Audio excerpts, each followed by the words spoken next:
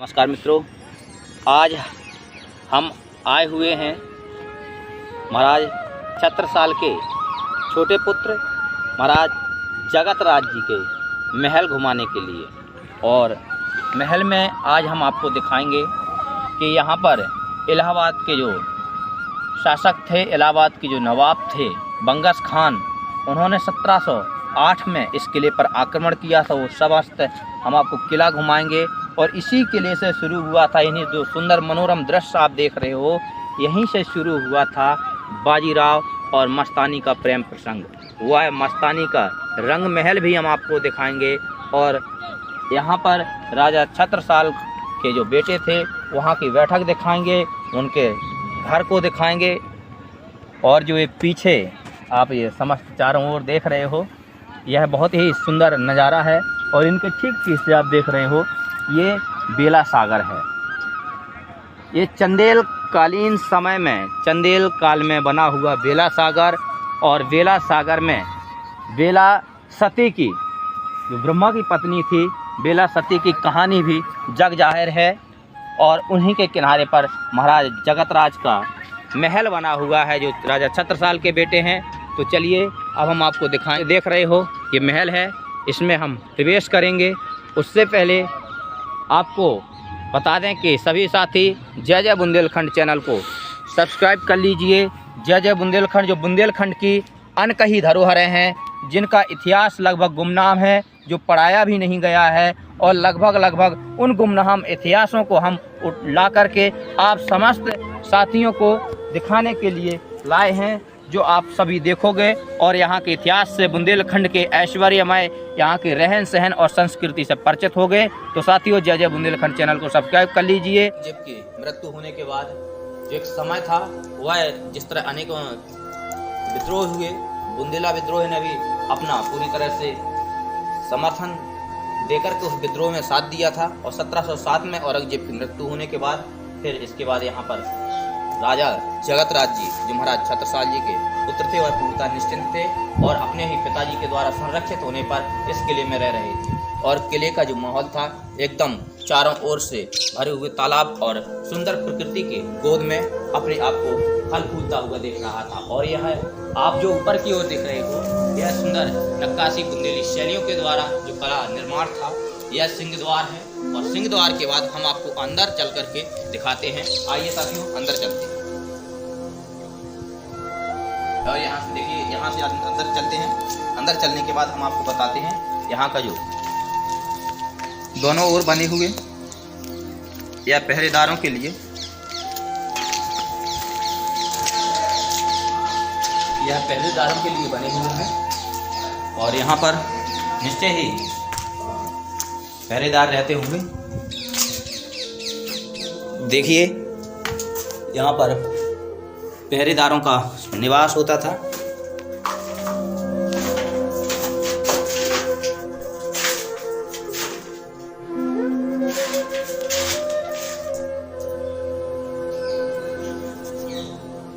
सुंदर नक्काशियाँ, और इसके सामने भी इसी तरह का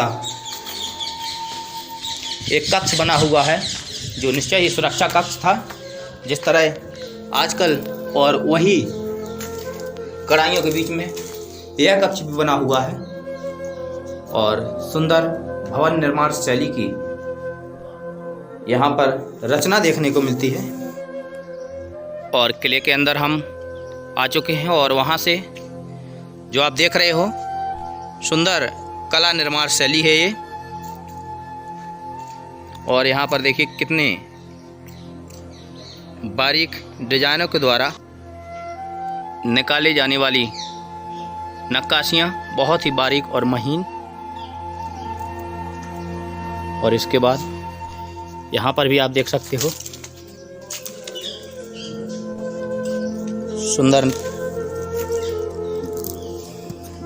दरवाजे के ऊपर बने हुए शैलियों का नज़ारा यहाँ से ऊपर जाने के लिए। और इसके बाद अब हम आपको किले के अंदर लेकर के चलते हैं, जो महाराज छत्रसाल के पुत्र जगतराज, जो बड़े पुत्र थे हृदय साय, वह पन्ना का राज उनके हाथ में था। तो यहाँ पर बेलाताल का राज, जैतपुर का राज जगत राज जी के हाथ में था। और भी हम आपको आगे बताते हैं, चलिए।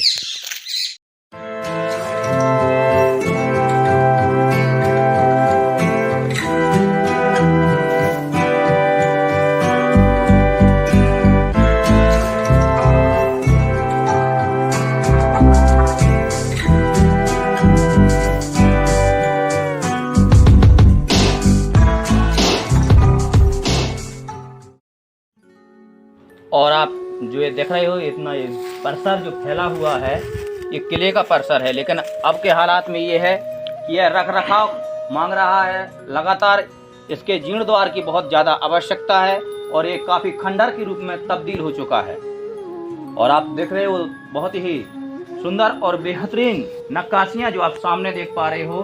जूम करने के बाद यह आप देख पा रहे होगे। और निश्चय ही यहाँ पर महाराज जगत राज अपने परिवार के साथ रस और रंग में अपना समय व्यतीत कर रहे होंगे। लेकिन वह समय भी बहुत जल्दी, कहते हैं कोई भी समय नहीं रुकता है, ठीक वही उनके साथ भी हुआ। और जिसके लिए हम आगे बताते हैं, चलिए देखते हैं जब तक यहाँ की क्या स्थिति है। काफ़ी खंडर हो चुके हैं यहाँ के खंडर, और वह भी हम आपको दिखाएंगे। और यहाँ की भी सुंदर नक्काशियाँ आप देख पा रहे हो। ये भी काफ़ी खंडर स्थिति में हो चुका है। लगभग यह महल महाराज जगत राज जैतपुर का महल खंडर स्थिति में हो चुका है। ज़मीन दोज होते हुए लगातार इनकी जो मिट्टी थी, जो यहाँ का ईंट पत्थर था, सब मिट्टी में मिल रहा है। और यहाँ की कितनी ऊंचाई आप देख सकते हैं, यहाँ से काफ़ी ऊंचाई तक पुर गया है। और भी हम चलिए आपको दिखाते हैं ऊपर से। और ये ऊपर से जो आप देख रहे हो, ये परकोटे बहुत ही सुंदर ऊपर जो छत थे, यह भी काफ़ी मजबूत स्थिति में थे। लेकिन अब की स्थिति में ये है कि ये जमीन दोज हो चुके हैं। जो 1700 के सदी में इनका निर्माण हुआ था, 1700 सदी के बाद अब यह स्थिति काफ़ी हद तक गिरती हुई महाराज जगत राज जी का महल आप देख पा रहे हो।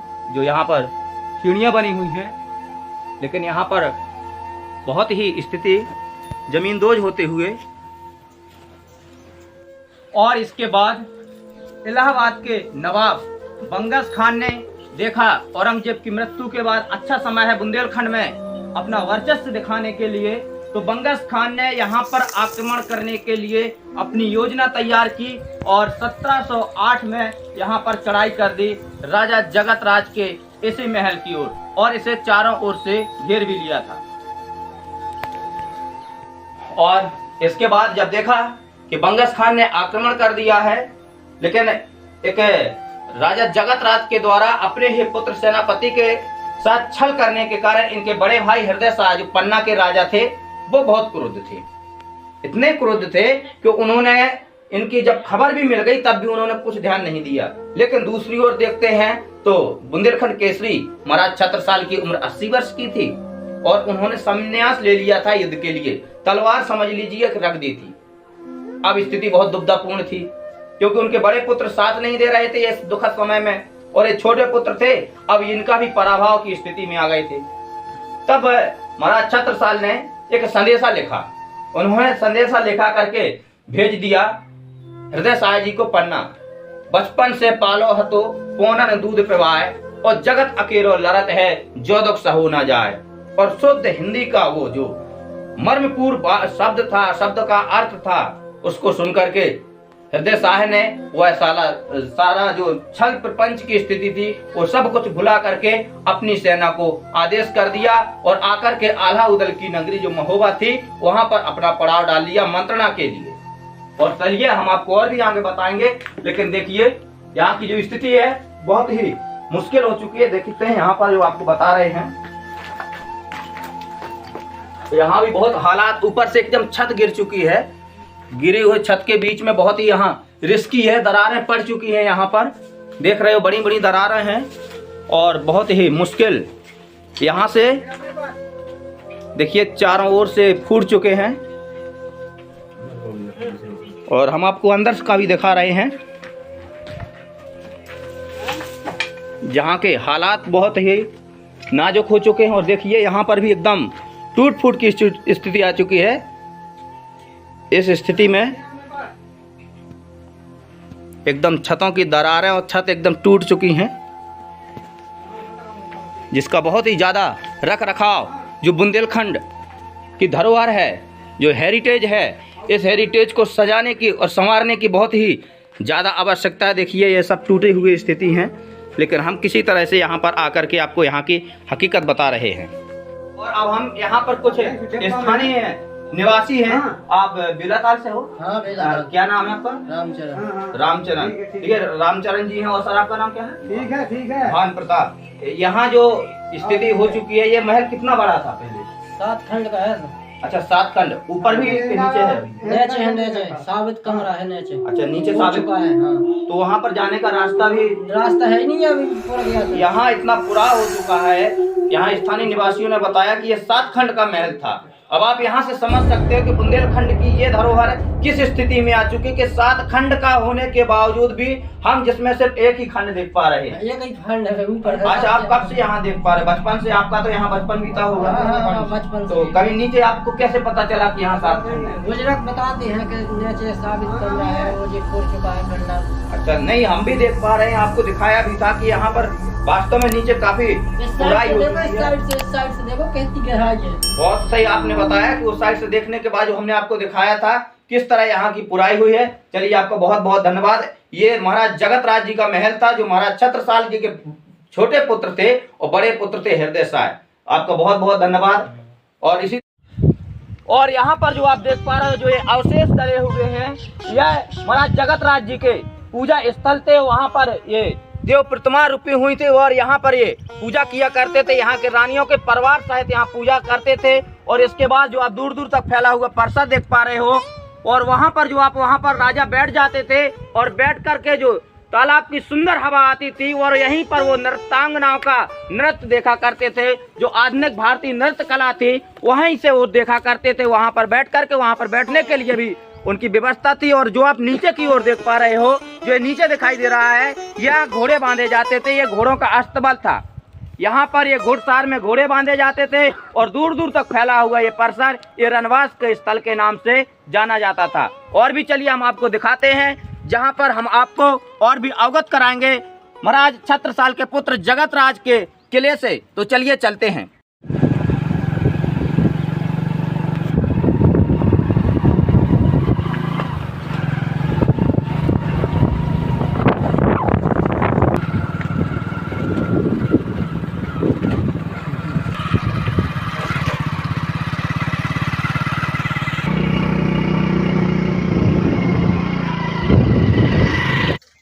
और इसके बाद हम आ चुके हैं मस्तानी महल। मस्तानी महल को थोड़ा जूम करके दिखाते हैं यहाँ से।